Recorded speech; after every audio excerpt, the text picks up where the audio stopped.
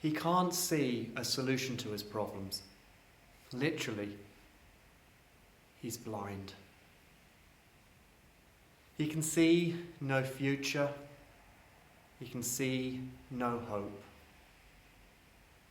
He lives by begging. He lives when others see him. But he's heard. He's heard there may be a solution. He's heard, but there's someone who might be able to do something. He's heard, but there's someone who might be able to make a difference. And in the commotion, he hears that this person is nearby. And so desperate for a solution, because he can't see one himself, he shouts out for help. But those around shout at him to keep quiet. They tell him to keep quiet. They tell him he's unimportant. His problems don't matter. Just keep quiet and shut up. But he can't see a solution to his problems. So he's going to take a chance that this one person can do something for him. So he's going to shout louder. He's going to shout louder and hope, against hope, that those shouts are going to be heard by the one person who can make a difference. All her life she'd been unwell. She had turned to science, to medicine, to try and help her. But they made it worse. She was in more pain than ever before. She'd used all of her money to try and find a cure. Science hadn't helped. Money hadn't helped. And even her faith hadn't helped her. Her illness meant that she was seen as impure and unclean, and so she was an outcast in her own community, unable to take part in religious practices and ceremonies, someone that people would want to avoid, not be near, not touch. Everything had let her down, but especially her religion. But she'd heard about this one person. Maybe this one person could do something where science and religion had failed. Maybe there was this one person who could do something where her money had failed. Maybe, just maybe, there was one person who could help her. She knew what her problem was. She was born in the wrong place to the wrong people. She knew that you were identified by your culture, your tribe, your nationality, your race. And those around her made it quite clear to her that she was the wrong kind of person. They'd made it quite clear to her that their God only looked after them, that their God only blessed them, that their God only looked after them. So when she had a problem with her daughter, well, she knew. She'd been told all her life that this other God wasn't interested in her because of who she was and where she came from. And yet, she knew that couldn't be right. And yet, she had heard that maybe this one person was different. That maybe it didn't matter where she came from or who she was. Maybe her race didn't matter. Life was good. They had families. They had work. It had meaning. They had their own business. It was a family business. They were fishermen. They worked hard for good return. They supported their families. They provided for them. And yet, maybe as they sat in their boats at the end of a hard day, mending their nets, they thought, is this all? Is there more to life than comfort? He was not popular. In fact, he was an outcast. To start with, he was a tax collector. Now, none of us like paying taxes, but this was far worse. Because what happened was the authorities would put the tax collecting out to tender. And people would bid with how much they could provide. And the highest one got the franchise in that area. Then they would collect the taxes, and so long as they paid what they had bid, they could keep the rest. So they made a lot of money. It was very profitable. He wasn't just a tax collector, though. He oversaw the area, getting a cut of all the other tax collectors below him. A very profitable pyramid scheme. So he was rich through dubious means, corrupt in the fact they would charge and gain tax and everything, but it was worse than that. He didn't just work for the local inland revenue. He worked for the enemy occupying state. So he was seen as a collaborator. He was a collaborator with the occupying power. He was rich but corrupt. So no one would associate with him. The only people that he could associate with were other tax collectors, and so they would throw parties for each other, using their wealth and their money, and they would hire all the other people that polite society didn't want anything with. He was an outcast. He was immoral. He was corrupt. He was a collaborator. But something was missing. He heard a commotion. He heard a noise. He heard about someone. Someone who might make a difference in his life. So when he heard, he knew he had to somehow meet this person. He knew that his life could change. Jesus and his disciples went to Jericho. And as they were leaving, they were followed by a large crowd. A blind beggar called Bartimaeus was sitting beside the road. When he heard that it was Jesus from Nazareth, he shouted, "Jesus, Son of David, have pity on me." But many people told the man to stop. But he shouted even louder, "Son of David, have pity on me." Jesus stopped and said, "Call him over." They called out to the blind man and said, "Don't be afraid, come on. He's calling for you." The man threw off his coat as he jumped up and ran to Jesus.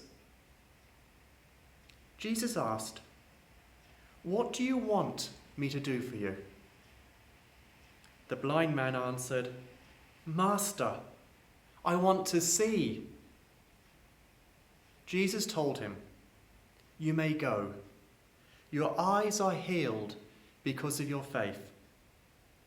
Straight away the man could see, and he went down the road with Jesus.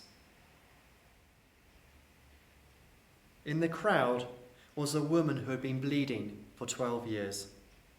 She had gone to many doctors, and they had not done anything except cause her a lot of pain. She had paid them all the money she had, but instead of getting better, she only got worse. The woman had heard about Jesus, so she came up behind him in the crowd and barely touched his clothes. She said to herself, "If I can touch his clothes, I will get well."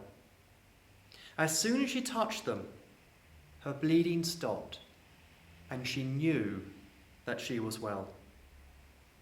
At that moment, Jesus felt power go out from him. He turned to the crowd and asked, "Who touched my clothes?" His disciples said to him, "Look, all these people are crowding around you. How do you ask who touched you?" But Jesus turned to see who had touched him. The woman knew what had happened to her. She came shaking with fear and knelt down in front of Jesus. Then she told him the whole story. Jesus said to the woman, "You are now well because of your faith. May God give you peace. You are healed, and you will no longer be in pain." Jesus left and went to the region near the city of Tyre, where he stayed in someone's home. He did not want people to know he was there, but they found out anyway. A woman whose daughter had an evil spirit in her heard where Jesus was, and straight away she came and knelt down at his feet. The woman was Greek, and she had been born in the part of Syria known as Phoenicia. She begged Jesus to force the demon out of her daughter.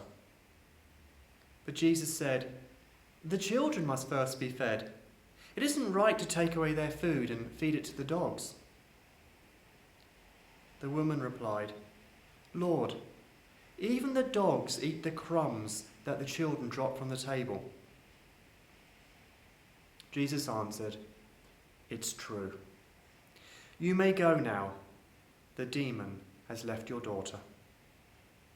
When the woman got back home, she found her child lying on the bed, and the demon was gone. As Jesus was walking along the shore of the Lake Galilee, he saw Simon and his brother Andrew. They were fishermen and casting their nets into the lake. Jesus said to them, "Come with me. I will teach you how to bring in people instead of fish." At once, the two brothers dropped their nets and went with him. Jesus walked on and soon saw James and John, the sons of Zebedee. They were in a boat mending their nets. At once, Jesus asked them to come with him. They left their father in the boat with the hired workers, and they went with him. Jesus was going through Jericho, where a man named Zacchaeus lived.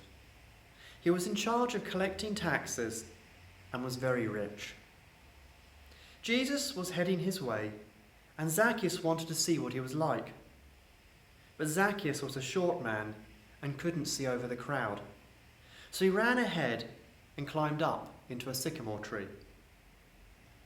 When Jesus got there, he looked up and said, "Zacchaeus, hurry down. I want to stay with you today." Zacchaeus hurried down and gladly welcomed Jesus. Everyone who saw this started grumbling. "This man Zacchaeus is a sinner, and Jesus is going to his home to eat with him." Later that day, Zacchaeus stood up and said to the Lord, "I will give half of my property to the poor, and I will now pay back 4 times as much to everyone whom I've ever cheated." Jesus said to Zacchaeus, "Today you and your family have been saved, because you are a true son of Abraham. The Son of Man came to look for and to save people who are lost." Jesus passed by, and Jesus changed lives. Jesus passed by and changed the life of blind Bartimaeus. Jesus passed by and changed the life of the lady with the loss of blood. Jesus passed by and changed the life of the Syrophoenician woman and her daughter. Jesus passed by and changed the lives of the fishermen in the boats. Jesus passed by and changed the life of the tax collector Zacchaeus. Jesus passed by and changed lives. Shout louder. Jesus is passing by. Don't let him go. Shout louder. Never let anyone convince you that he doesn't want to hear you. Don't let anyone tell you that he's not interested in you or your problems. He has the solution to your problems. He has the solution to your needs. He is ready to show you his grace, his mercy, and his love. So shout louder and don't let him pass by. Don't let anyone stop you from experiencing the love and mercy and healing that you can find in Jesus as he passes by. Shout louder. Reach out in faith. Jesus is passing by. Reach out in faith. You may have exhausted all your resources looking for answers. You may have used all your wealth. You may have gone and searched everywhere. You may have been failed by the church, by religion. But reach out in faith to the one who is passing by, the one who won't let you down, the one who wants to show you his love, his grace, and his mercy, the one who wants to make you whole. Reach out in faith. Don't let Jesus pass you by. Reach out in faith and touch him. Claim your inheritance. Jesus is passing by, so claim your inheritance. In Jesus, there is no Jew nor Greek. There is no slave or free. There's no male or female. In Jesus, we are all inheritors of the promise given to Abraham. We're all sons and daughters of God. So don't let anyone tell you that because of your race or your gender, that God doesn't accept you and that God can't use you to bless others. Don't let anyone try and use this to put you down or tell you you're not part of his plan. You are a son, you are a daughter of God. Claim your inheritance as Jesus passes by. Follow him. Jesus is passing by, so follow him. There is so much more that your life could be. Jesus came to bring you life, an abundant life. Jesus wants to shake you out of the routine, the normal, the ordinary, the comfortable.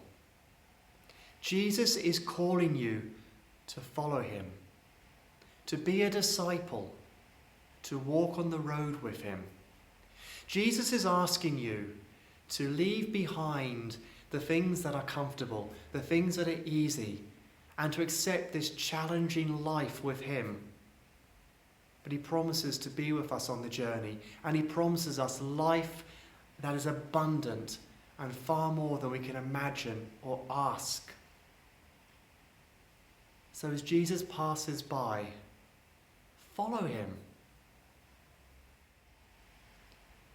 Let him change you. Let him change you. Jesus is passing by. Let him change you. You don't have to be the person you are now. The good news is we don't have to change in order to meet Jesus. Jesus meets us and he tells us he wants to spend that time with us. But as we spend time with him, as we reflect on him, as we learn more about him, as the Spirit works on our hearts, we find that we want to be more like him. We find that our lives are challenged. We find that we make changes for the indwelling of the Holy Spirit. So let him change you. Let him take you into his studio And as the potter moulds the clay, let him change your life to be more like his. Jesus is passing by. Let him change you. 2,000 years ago, Jesus came to this earth to change people's lives as he passed by. He still passes by our lives today, and he can still change our lives. So today, as Jesus passes by, shout louder. Reach out in faith. Claim your inheritance. Follow him and let him change you. May you experience Jesus in your life today.